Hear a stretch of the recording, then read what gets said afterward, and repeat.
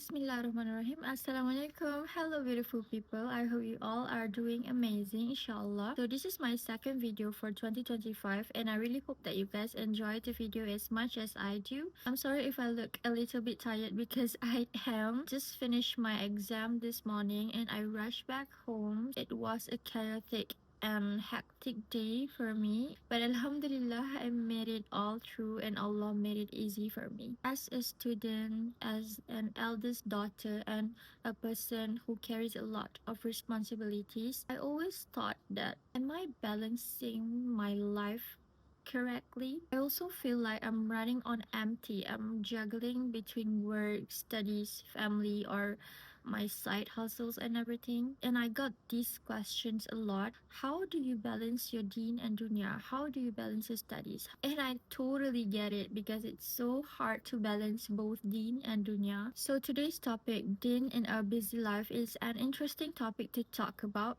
And I think we all can relate to the topic closely as a Muslim nowadays. And trust me, I've been there. Some days I feel like I barely have time to even breathe, let alone pray on time or open, listen, or even recite the Quran. We have to remember that our deen is important. That's why I want to share with you some tips that I apply to myself on how to stay connected to your deen even when you have a busy life. Number one, the power of small but consistent actions. Let me give you a reminder. Islam is not about doing everything perfectly. Islam is about showing up consistently even in small ways. And you know what? There's a hadith narrated by Al-Bukhari saying that the Prophet Muhammad sallallahu alaihi wasallam said that the most beloved deed to Allah subhanahu wa ta'ala are those that are consistent even if they are small. So if you are struggling to find time, maybe you can just focus on the small things that you can do. For example, you don't have to read the whole page of Quran. You can read just one ayah, two ayah, or maybe you can listen to short dua while walking. Also, you can do dhikr by heart anywhere, anytime. I find myself to listen to short dua and masurat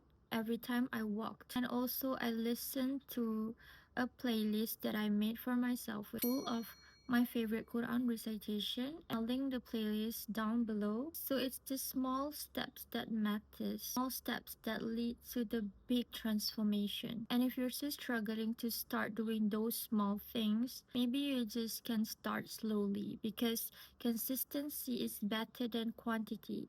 And there's a quote that I really like. Without commitment, you'll never start.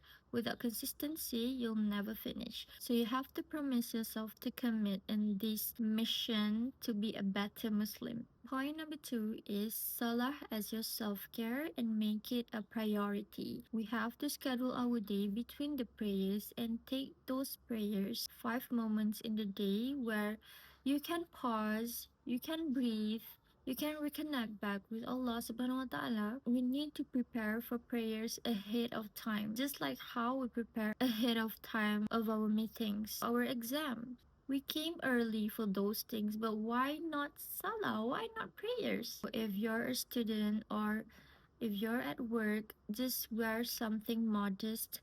Wear something that is wudu friendly. It is easy for you to perform your prayers. As a Muslim girl, we can start to lessen our layering of products because the more you layer on your face, the lazier you get to renew your wudu, the lazier you get to perform your salah. Wear modestly, wear things that is wudu friendly, keep your a small prayer mat in your bag. These small things really help you to pray your salah on time, and eventually it helps you to prioritize your salah no matter where you are. The third point of the day is find barakah throughout your day. Every single day. Doesn't matter what you do, anywhere, anytime, everything, you can turn that small things or anything you do into an act of worship. And one thing I've learned that when you make time for Allah subhanahu wa ta'ala, you put so much barakah in your day. And sometimes I think we all notice that even if we are busy, but when we make little time for Allah subhanahu wa ta'ala, you'll notice like miracles happen. You'll notice that things falling back into pieces, things getting easier for you. You'll get tasks done faster and your heart will feel more at ease. Every single day, start your day with Bismillah, and every day ends your day with Alhamdulillah. Anything, if you make the intention is for Allah, so little efforts that are loved by Allah subhanahu wa ta'ala. Just try to give time for Allah subhanahu wa ta'ala no matter what you do, and you'll be amazed at the differences, at the things that you're gonna experience once you start doing that. The last point for today is embrace imperfection and keep trying. We are all human and we aren't meant to be perfect. We will never be perfect. Some days will be harder than the others. Maybe you missed a prayer or maybe you forgot to recite the Quran, and that's okay. The important thing is to keep coming back to Allah no matter how many times you fail. Remember that Allah sees your efforts, your struggles, and also your sincere intentions to change yourself to be a better Muslim for Him. He understands you so much. You just need to ask Him for guidance. Ask Him to give you strength. Ask Him to always be there for you, even if He is, but ask Him because we need Him. He doesn't need us, we need Him. Allah's mercy is greater than any of our shortcomings. So that's it for today, everyone. I hope that this video inspire you and somehow motivate you to start doing better, or to start slowly on staying connected to your deen no matter how busy life gets. Even the smallest steps can get you closer to Allah subhanahu wa ta'ala. Until next time, Assalamu alaikum.